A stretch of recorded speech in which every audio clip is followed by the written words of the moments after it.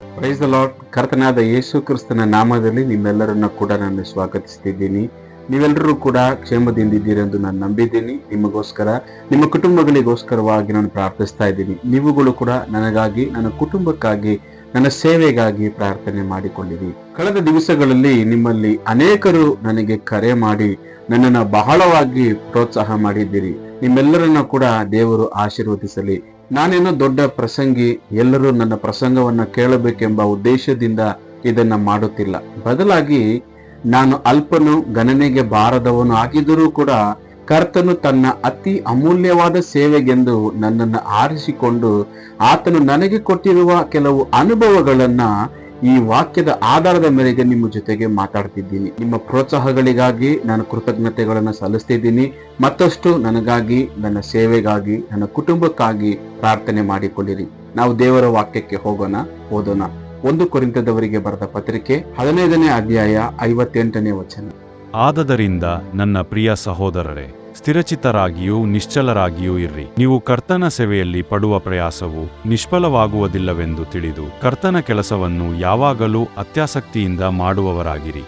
ನಾನು ಒಂದು ಸಂಸ್ಥೆಯಲ್ಲಿ ಸಭಾಪಾಲಕನಾಗಿ 15 ವರ್ಷಗಳ ಕಾಲ ಸೇವೆ ಮಾಡಿದೆ. ಆ 15 ವರ್ಷದಲ್ಲಿ ಅನೇಕ ರೀತಿಯಾದಂತಹ ಹೋರಾಟ, ಕಣ್ಣೀರು, ಕೊರತೆ. ನಾನು ಸೇವೆ ಮಾಡುವುದಕ್ಕೆ ಮೊದಲು ಒಂದು ಮಾರ್ಕೆಟಿಂಗ್ ಅಲ್ಲಿ ಕೆಲಸ ಮಾಡ್ತಿದ್ದೆ. ಅಲ್ಲಿ ನನಗೆ 5,000 ಸಂಬಳ ಸಿಗುತ್ತಿತ್ತು. ಕರ್ತನ ಕರೆಯುವಿಕೆಯನ್ನ ಅರಿತು ಆ ಕೆಲಸವನ್ನ ಬಿಟ್ಟು ನಾನು ಸಂಪೂರ್ಣವಾಗಿ ಸೇವೆಯಲ್ಲಿ ಬಂದೆ. ಆಗ ನನ್ನ ಸಭಾಪಾಲಕರು ಹೇಳಿದರು, ಯಾವುದೇ ಕಾರಣಕ್ಕೂ ಕೆಲಸವನ್ನು ಬಿಡಬೇಡ ಎಂಬುದಾಗಿ. ಆದರೂ ಕೂಡ ಆ ಕೆಲಸವನ್ನ ಬಿಟ್ಟು ದೇವರ ಶಬ್ದಕ್ಕೆ ಕಿವಿಗೊಟ್ಟು ನಾನು ಸೇವೆಗೆ ಬಂದೆ. 1 ವರ್ಷವಾದ ನಂತರ ನನಗೆ 900 ರೂಪಾಯಿ ತಿಂಗಳಿಗೆ ಸಂಬಳವಾಗಿ ಕೊಡುವುದಕ್ಕೆ ಪ್ರಾರಂಭಿಸಿದರು. ಅಲ್ಲಿಂದಲೂ ಕೂಡ ನಾನು 15ನೇ ವರ್ಷ ಆ ಸೇವೆ ಬಿಡುವಾಗ ಕೇವಲ 5,000 ಮಾತ್ರ ನನಗೆ ಸಂಬಳವಾಗಿ ಸಿಗುತ್ತಿತ್ತು. ಕಾಲು ನಡಿಗೆಯಲ್ಲಿ ನನಗಂತ ಯಾವುದನ್ನು ಕೂಡ ಮಾಡಿಕೊಳ್ಳದೆ ಆ ಸೇವೆಯನ್ನ ಕಟ್ಟಿ ಎಬ್ಬಿಸಿದೆ. ವಿಶ್ವಾಸಿಗಳ ಕಣ್ಣೀರು, ಕೊರತೆ, ಸಂಕಟ, ಅವರಿಗಿದ್ದಂತ ಎಲ್ಲಾ ರೀತಿ ಹೋರಾಟಗಳಲ್ಲಿಯೂ ಜೊತೆಯಲ್ಲಿ ನಿಂತು ತಟ್ಟಿ ಎಬ್ಬಿಸಿದೆ. ನನ್ನಲ್ಲಿ ಕಾಡಿದ ಒಂದು ಪ್ರಶ್ನೆ, ಸಂಸ್ಥೆಯಾಗಲಿ, ಸಂಸ್ಥೆಯಲ್ಲಿದ್ದ ಹಿರಿಯರಾಗಲಿ ಅಥವಾ ವಿಶ್ವಾಸಿಗಳಾಗಲಿ, ನಾನು ಈ 15 ವರ್ಷದಲ್ಲಿ ಪಟ್ಟ ಪ್ರಯಾಸವನ್ನು ಮರೆತು ಹೋದರಲ್ಲ. ನಾನು ಸುರಿಸಿದ ಕಣ್ಣೀರು, ನಾನು ಪಟ್ಟ ವೇದನೆ, ನಾನು ಈ ಸಭೆಗಾಗಿ ಕಟ್ಟಿ ಎಬ್ಬಿಸುವುದಕ್ಕಾಗಿ ಶ್ರಮೆಯನ್ನ ಪಟ್ಟದ್ದನ್ನೆಲ್ಲ ಮರೆತು ಹೋದರಲ್ಲ ಅನ್ನುವುದನ್ನು ನೆನೆಸಿಕೊಂಡು ವಾಕ್ಯವನ್ನು ಓದುತ್ತಿದ್ದಾಗ ದೇವರು ಈ ವಾಕ್ಯವನ್ನು ಕೊಟ್ಟು ನನ್ನನ್ನು ಬಲಪಡಿಸಿದರು.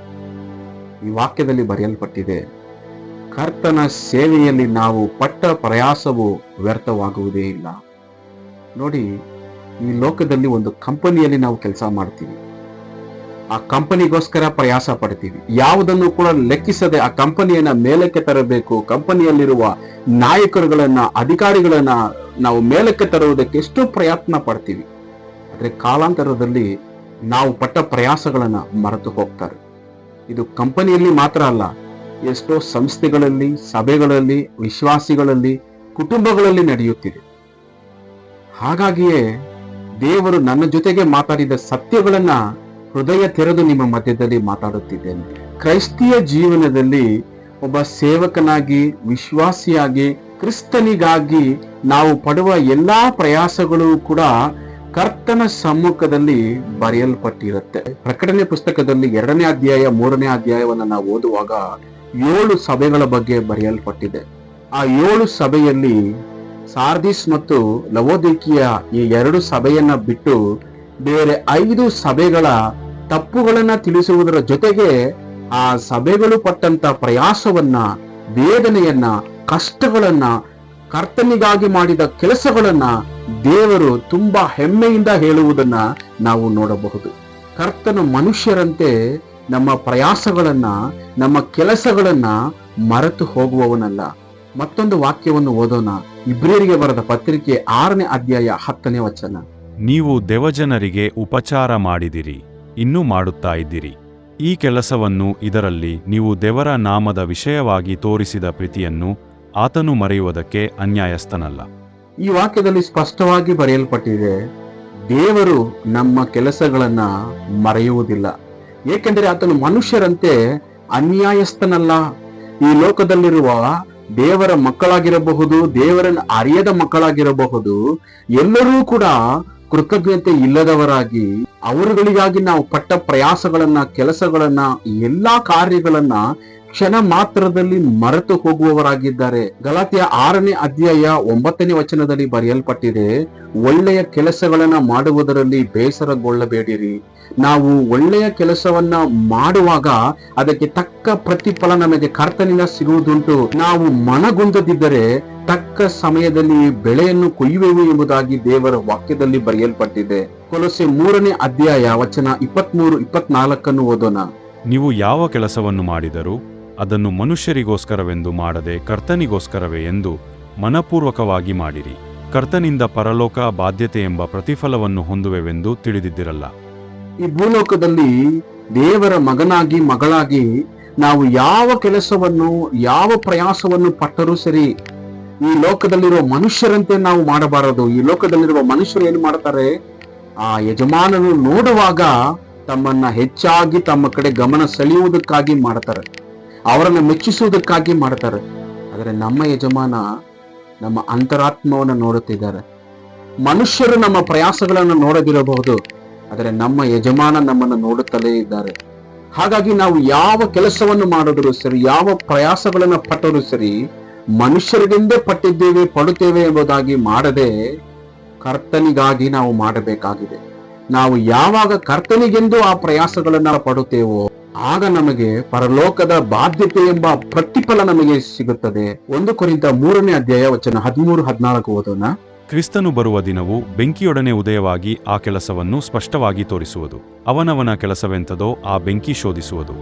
ಒಬ್ಬನು ಆ ಅಸ್ತಿವಾರದ ಮೇಲೆ ಕಟ್ಟಿದ್ದು ಉಳಿದರೆ ಅವನಿಗೆ ಸಂಬಳ ಬರುವುದು. ಕರ್ತನ ದಿನವು ಬೆಂಕಿಯೊಡನೆ ಪ್ರವೇಶಿಸಿದಾಗ ನಾವು ಈ ಭೂಲೋಕದಲ್ಲಿ ಏನೆಲ್ಲಾ ಪ್ರಯಾಸ ಪಟ್ಟಿದ್ದೇವೋ, ಏನೆಲ್ಲಾ ಕೆಲಸಗಳನ್ನ ಮಾಡಿದ್ದೇವೋ ಅವೆಲ್ಲವೂ ಕೂಡ ಬೆಂಕಿಯಿಂದ ಪರಿಶೋಧಿಸಲ್ಪಡುತ್ತದಂತೆ. ಹಾಗೆ ಕರ್ತನು ಪರಿಶೋಧಿಸಿ ಅವನವನ ಕೆಲಸಕ್ಕೆ ತಕ್ಕ ಪ್ರತಿಫಲವನ್ನು ಕರ್ತನು ಕೊಡುವವರಾಗಿದ್ದಾರೆ. ನಾವು ಒಂದು ಕಂಪನಿಗಾಗಲಿ, ಕುಟುಂಬಕ್ಕಾಗಲಿ, ಸಂಸ್ಥೆಗಾಗಲಿ, ಸಭೆಗಾಗಲಿ, ಯಾರಿಗೇ ಆಗಲಿ ನಾವು ಪಡುವ ಪ್ರಯಾಸ ಎಂದಿಗೂ ವ್ಯರ್ಥವಾಗುವುದೇ ಇಲ್ಲ. ಒಂದು ವೇಳೆ ಇಹಲೋಕದ ಮನುಷ್ಯರು ಅವುಗಳನ್ನ ಗುರುತಿಸಿ ಲೆಕ್ಕಿಸದೇ ಇರಬಹುದು. ಕರ್ತನ ಜ್ಞಾಪಕದ ಪುಸ್ತಕದಲ್ಲಿ ಎಲ್ಲವೂ ಕೂಡ ಬರೆಯಲ್ಪಟ್ಟಿವೆ. ಆತನು ಬರುವ ದಿವಸದಲ್ಲಿ ನಾವು ಪಟ್ಟ ಎಲ್ಲಾ ಪ್ರಯಾಸಗಳ ಬಗ್ಗೆಯೂ ಕರ್ತನು ಎಲ್ಲರ ಮುಂದೆ ಮಾತಾಡುವವರಾಗಿದ್ದಾರೆ. ನಮ್ಮ ಪ್ರಯಾಸಗಳನ್ನ ಕಂಡು ಹೊಗಳಬೇಕಾಗಿರುವುದು ಯಾರು? ಮನುಷ್ಯರ ಅಥವಾ ದೇವರ? ನಮ್ಮ ಪ್ರಯಾಸಗಳಿಗೆ ತಕ್ಕ ಪ್ರತಿಫಲವನ್ನು, ಪ್ರಶಂಸೆಯನ್ನು ಯಾರಿಂದ ನಾವು ಪಡೆಯಬೇಕು? ಇಹಲೋಕದ ಮನುಷ್ಯರಿಂದಲ ಅಥವಾ ದೇವರಿಂದಲ? ಇದನ್ನು ನಾವು ಅರಿತುಕೊಳ್ಳಬೇಕು. ನಾವು ಎಲ್ಲಿಯವರೆಗೂ ಈ ಮನುಷ್ಯರಿಗೆಂದು, ಇಹಲೋಕದ ಅಧಿಕಾರಿಗೆ, ನಾಯಕರಿಗಳೆಂದು ಓಡುತ್ತೇವೋ ಅಲ್ಲಿಯವರೆಗೂ ನಮಗೆ ಸಿಗುವಂಥದ್ದು ನಿರಾಸೆ, ಮೋಸ ಹೋಗ್ತೀವಿ.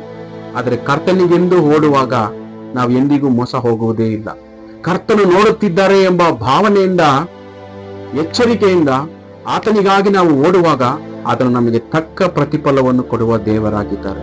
ಹಾಗಾಗಿ ಪಡುವ ಪ್ರಯಾಸಗಳಲ್ಲಿ, ಪಟ್ಟಿದ ಪ್ರಯಾಸಗಳಲ್ಲಿ ಮನುಷ್ಯರು ಲೆಕ್ಕಿಸಲಿಲ್ಲ, ನಿಮ್ಮ ವಿಶ್ವಾಸಿಗಳು ಲೆಕ್ಕಿಸಲಿಲ್ಲ, ನಿಮ್ಮ ಮೇಲಿರುವ ನಾಯಕರುಗಳು, ಬೋಧಕರುಗಳು ಲೆಕ್ಕಿಸಲಿಲ್ಲ ಎಂದು ನೆನೆಸಬೇಡಿರಿ.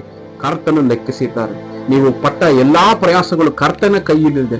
ಆತನು ಬರುವಾಗ ಅದಕ್ಕೆ ತಕ್ಕ ಪ್ರತಿಫಲವನ್ನು ನಮ್ಮೆಲ್ಲರಿಗೂ ಕೊಡುವುದಕ್ಕೆ ಆತನು ಶಕ್ತರಾಗಿದ್ದಾರೆ. ನಾವು ಪ್ರಾರ್ಥನೆ ಮಾಡೋಣ. ನಮ್ಮನ್ನು ಅತಿ ಹೆಚ್ಚಾಗಿ ಪ್ರೀತಿಸುವ ಪರಿಶುದ್ಧ ತಂದೆಯಾದ ದೇವರೇ, ಈ ಒಂದು ವೇಳೆಯಲ್ಲಿ ನಿನ್ನ ವಾಕ್ಯವನ್ನು ಕೇಳಿದ್ದೇವೆ ಅಪ್ಪ. ನಿನ್ನ ನಾಮದಲ್ಲಿ ನಾವು ಪಟ್ಟ ಪ್ರಯಾಸಗಳು ಎಷ್ಟೋ ಅಪ್ಪ. ನಿನ್ನ ರಾಜ್ಯಕ್ಕಾಗಿ, ನಿನ್ನ ನೀತಿಗಾಗಿ ನಾವು ಪಟ್ಟ ಪ್ರಯಾಸಗಳು ಒಂದು ವ್ಯರ್ಥವಾಗುವುದೇ ಇಲ್ಲ ಸ್ವಾಮಿ. ಇಹಲೋಕದ ಮನುಷ್ಯರು ಸ್ವಾಮಿ ಅವೆಲ್ಲವನ್ನು ಗ್ರಹಿಸದೆ, ಲೆಕ್ಕಿಸದೆ ಅಪ್ಪ ಮರೆತು ಹೋದರೂ ಕೂಡ ನಿನ್ನ ಜ್ಞಾಪಕ ಶಕ್ತಿಯಲ್ಲಿ ಎಲ್ಲವೂ ಕೂಡ ತುಂಬಿಸಲ್ಪಟ್ಟಿದೆ ಕರ್ತನೆ. ನೀನು ಎಂದಿಗೂ ಕೂಡ ಮನುಷ್ಯರಂತೆ ಅನ್ಯಾಯಸ್ಥನಲ್ಲ, ನೀನು ಮರೆತು ಹೋಗುವವನಲ್ಲ ಸ್ವಾಮಿ. ಪ್ರತಿಯೊಂದನ್ನು ಗುರುತು ಹಿಡಿದು ನಮಗೆ ತಕ್ಕ ಪ್ರತಿಫಲವನ್ನು ಕೊಡುವ ದೇವರಾಗಿರುವೆ. ನಾವು ಸೋತು ಹೋಗದಂತೆ ನಮ್ಮನ್ನು ಬಲಪಡಿಸು. ಯೇಸುವಿನ ಹೆಸರಲ್ಲೇ ಬೇಡುತ್ತೇವೆ ತಂದೆ, ಆಮೆನ್. ದೇವರು ನಿಮ್ಮನ್ನ, ನಿಮ್ಮ ಕುಟುಂಬವನ್ನು ಆಶೀರ್ವದಿಸಲಿ. Praise the lord.